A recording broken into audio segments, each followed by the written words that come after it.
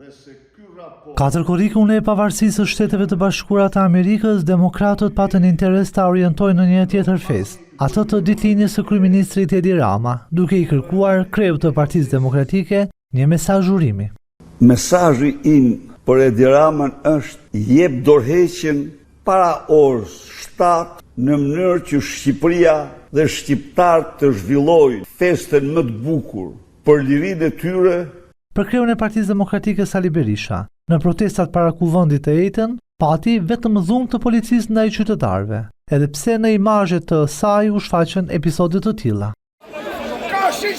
U pa se si ndaj një grupi protestues paqësor, fallangat e narkopolicisë u vërsulën me brutalitet, me gur, ndaj vajzave dhe djemve për të cilët dhunën më maksimale e patën hedhjen e vezëve dhe të qesën me miell drejt deputetëve. Por përplasin në këtë tubim, 19 persona janë në pranga, por Berisha në emër të PD-s kërkoi lirimin e tyre të menjëhershëm.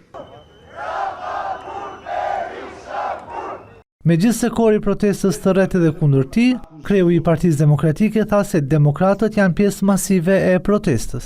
Me qindra dhe mijëra demokratë në mënyrë të vazhdueshme vinë nga rrethet, vinë çdo natë. Ato thirrje as nuk e kanë penguar dhe as nuk do pengojnë kurrë Partinë Demokratike për t'i dhënë mbështetjen më të fuqishme protestës. Në bashkëbisedim në rrjetet sociale me demokratët, Berisha u pyet për mundësinë e dorëzimit të një mocioni mosbesimi ndaj qeverisë. Ne e kemi depozituar kërkesën. Në fakt, mocioni që Partia Demokratike ka dorëzuar në parlament nuk është një mocion mosbesimi ndaj qeverisë, por një mocion me debat me kryeministrin Edi Rama.